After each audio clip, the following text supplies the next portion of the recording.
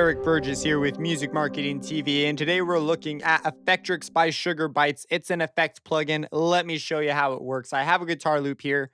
Sounds like this. Very nice. Great guitar loop, but you know what's missing? It doesn't have any reversed parts. If you're tripping out and you're realizing things, guitars go backwards. You've seen it in the movies. That's just how it works. So I'm going to go ahead and throw in some reversals. And just like that, bam, when the audio hits here, it's going to reverse. Let's hear it in action.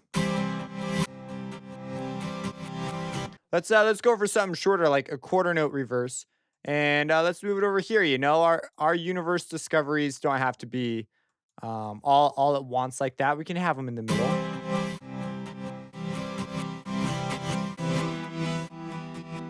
Very interesting, right? So okay, that's reverse. But you might be going, it's missing reverb. So let's just give it some verb. Maybe only for the spots without the reversal. So the reversal, we're kind of thinking about the universe, and then this is the time where the reverb is.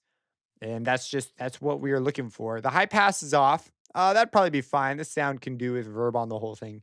Let's hear it in action.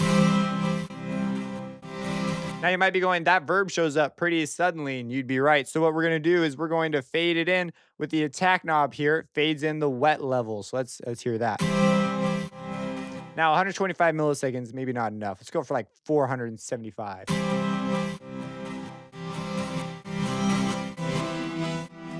So now we're getting a little bit trippier. Heck, let's slow this down a bit. Sounds like something that could go slower.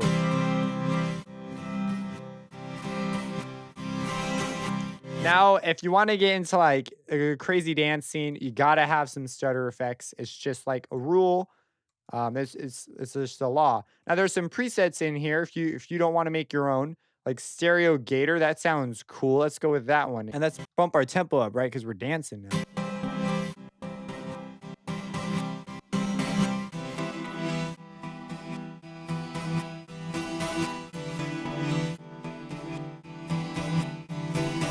It'd actually be pretty interesting if after the stutter, we had it sort of delay off. So that kind of a thing. We can do that. We'll just slap a delay in here. And here it goes.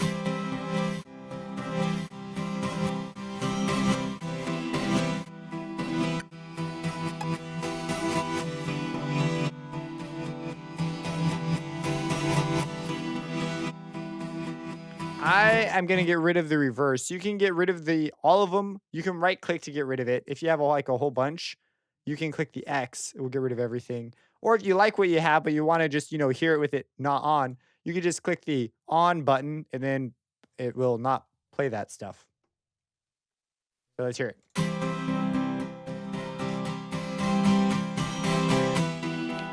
Yeah, I like that quite a bit more. So let's lose the reverse for now. Now we have some funnier looking ones in here that might not work so well for what we're doing. Well, let's mess with them anyway. So our first contender is the X loop, and let me just show you what it does. It's easier if I just show you.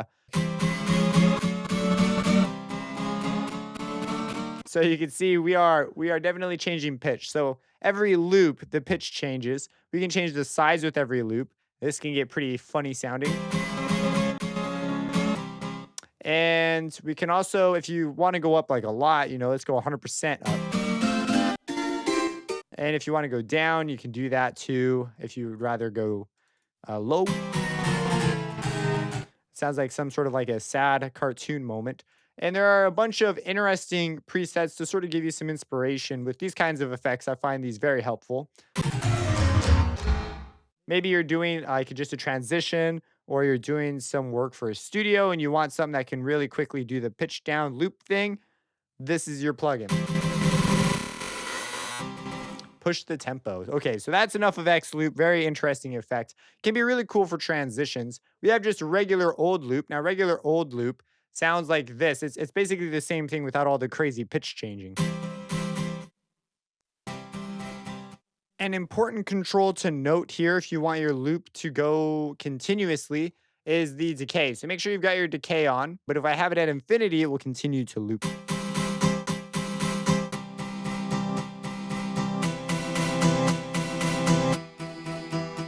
So that could be a pretty dang cool effect to have just for a variety of reasons. And it's really cool to just bring in on moments that make sense. Like let's just put it on here at the end, and that's it.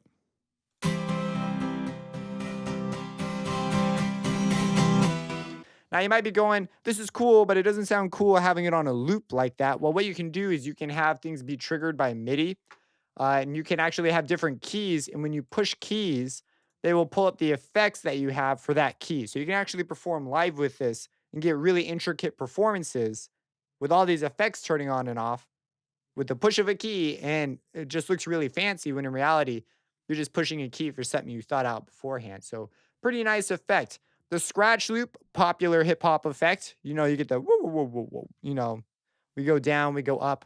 So let's go ahead and just slap that on at the end. That's where these kinds of things go. And let me just play for you one variation of it. Say you hear it in action. There's some presets in here as well. Let's go for like just a couple of those. Very nice. The drunken DJ back and forth. Let's hear it. Stretches a granulizer effect. So we see here we have a grain size and a fade. It can be really cool. Works really great for if you want to generate textures. Can be pretty cool sound design wise. I'm leaving some of these other things on. Let's go ahead. Let's turn them off just for variation in what we're hearing. And let's just hear it.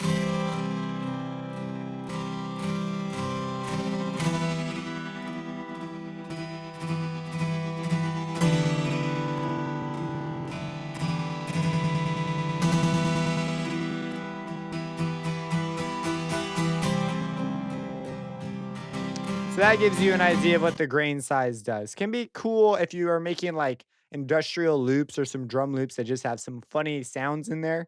This can add some cool texture at specific moments. We have vinyl. This one's pretty self-explanatory once you hear what it does. But pretty hear explanatory. Let me just play it for you. This is the tape stop. It's your vinyl slowing down, bro. It's the end of the song or the beat's about to drop. So there you have it. Tonal delay. I'll let you just hear this one as well. It's another one where you hear it, you sort of get a feel for it.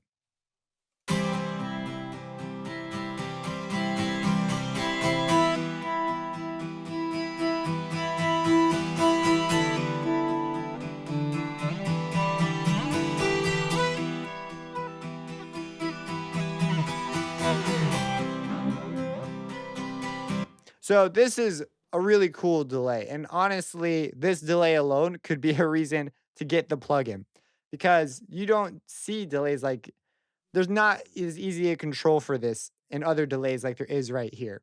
So it just basically it will tune your delay tonally, and with things like the guitars, it can just add a wondrous effect to it. The one thing that I find myself setting up with this that you may want to consider is when you have tune, it's not mapped. You can't like just play keys with it. You'd have to set that up with some internal mapping in your DAW. And so that can be really worth setting up because then you can move it around. But a very cool effect, even if we just want to have it like echo out, like say on C3 or C4, what the heck, the explosive note. Let's hear it.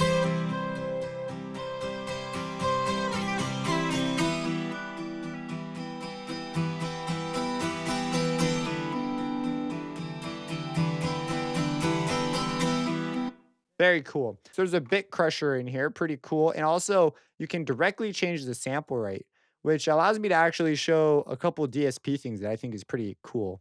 Namely that changing the bit depth. Now this is in percentages, so it's not like bit depth. It's like a percentage bit depth. They get the noise.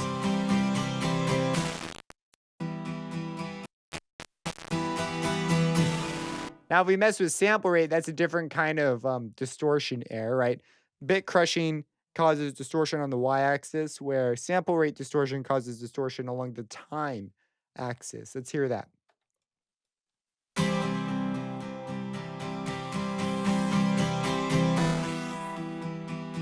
This is another one that if you modulate with like an LFO or something, you get that old talky yah kind of sound that can sound really cool. So worth grabbing. We also have some distortion in here, which is what I think of when I think of crush, bit crusher, or just some heavy distortion. You get those old retro gaming sounds.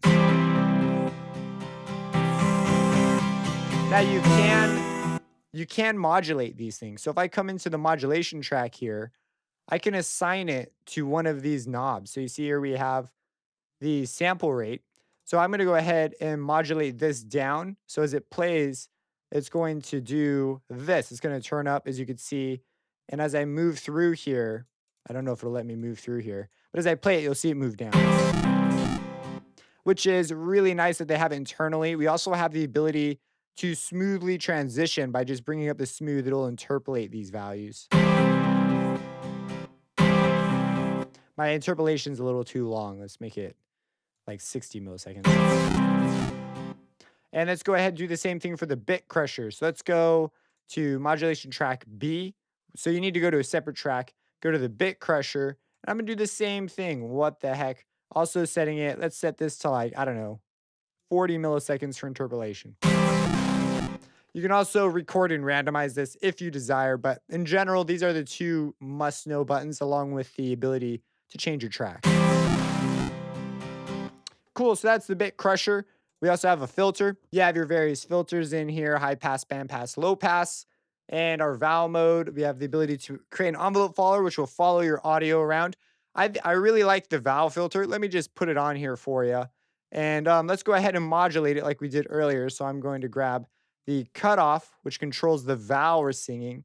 So maybe the first one will sing this vowel, and then we'll change vowels. I really like that. Let's go ahead and just continue to mess with this. Let's do a different vowel here and then a different one here.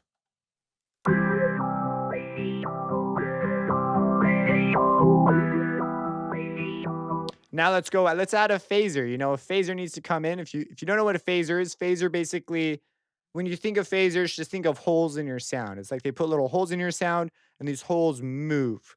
So that's basically what these are. Stages you can think of as just the number of holes. It's not technically what's going on, but you can sort of think of it that way.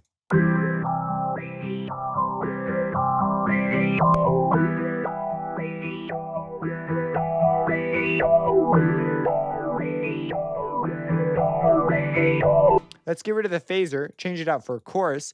A chorus basically creates an audio delay and then retunes that delay and combines it. So it's sort of like a choir. Everyone's singing a note, but slightly different pitches.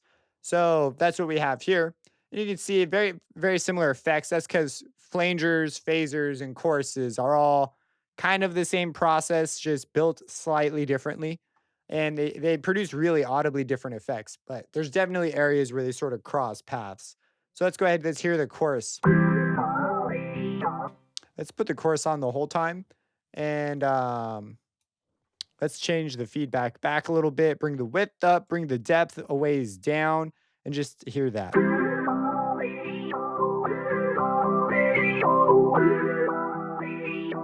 Now the rate, that's a little high. We'll get an organy sound if we go faster. Let's go for something slower here. 2 to 1.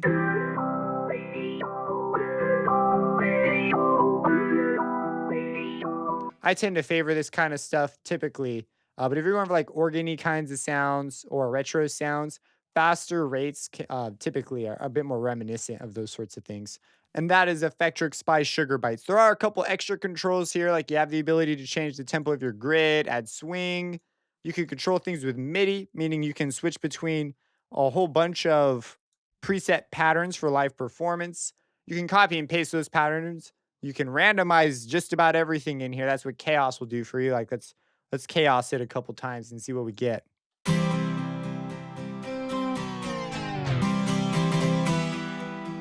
So maybe we'll like limit the chaos. Say, no, you can't do vinyl. X loop and loop might be cool. Let's chaos it. See what we get. And here we go.